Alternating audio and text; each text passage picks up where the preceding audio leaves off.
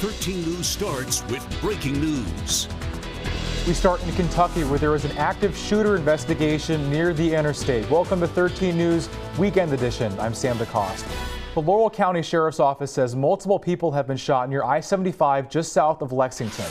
This is exit 49, which was blocked both ways for several hours, but Route 25 remains closed at this hour. Deputies say they have identified a person of interest, but nobody is in custody yet. It's unclear how many people were shot or the extent of their injuries.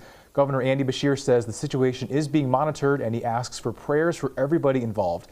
A man was arrested after a Scioto County deputy was shot in Portsmouth last night. Michael Bishop, 39 years old, right here. Sheriff's office says that Bishop shot a deputy. It started out when a caller told deputies Bishop had threatened his stepson with a gun. It happened around 10:40 p.m. last night on Liberty Avenue. Deputies responded to this house, but one of them was shot immediately. That deputy was life flown to a hospital to Columbus, but they have since been released. Bishop is facing many charges, including attempted murder.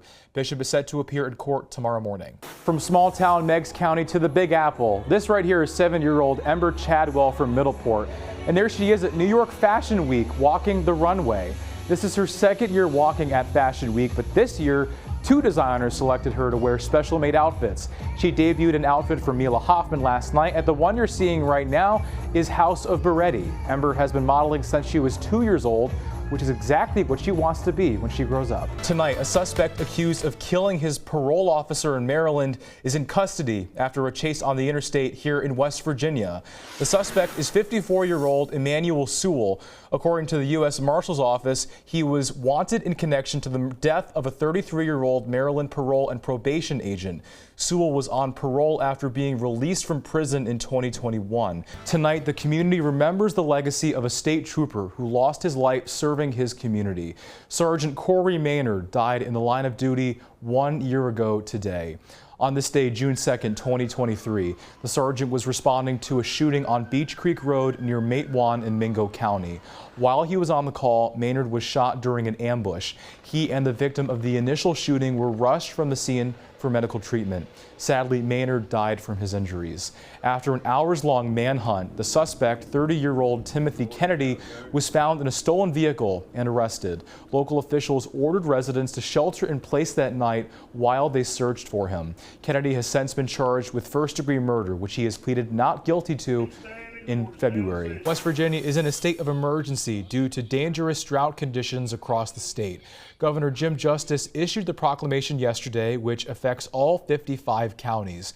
We've been telling you about farmers who say that it's been a challenging season in the state. The governor said some farmers are at risk of losing everything, and the Emergency Management Division is working to get some disaster assistance to farmers who needs said help. And it's safe to say we could use some rain, and meteorologist Chris Snow joins me in the studio now. And Chris, we are going to see plenty of rain in the next week or so. He is a man without a party, and that's the way Joe Manchin wants it. The senior senator from West Virginia made it official yesterday. He dropped his Democratic Party affiliation and registered as an independent. The move comes after years of speculation that he would switch parties. As a centrist, Manchin was also a swing vote on party line issues. Today, he said that this is a way he can stay true to himself. Have you ever wondered what it would be like to compete in the Olympics from space? Well, the 6 NASA astronauts aboard the International Space Station marked the start of the Paris Olympics in weightlessness. You can see a new video from NASA showing the astronauts holding a fake torch and participating in games reminiscent of what we're seeing in Paris. They have gymnastics, track and field, weightlifting, all without the confines of gravity holding them down. Chris, who needs gravity, right? An update for you: after a house fire in Charleston last night, a firefighter received burns while on duty. A spokesperson with Charleston Fire says that firefighter was sent to a hospital but has since been released. The call for the fire came in around 7 p.m. last night. You can see the very heavy flames rising through the roof. The cause is still unknown, and the house has been demolished due to instability and safety issues.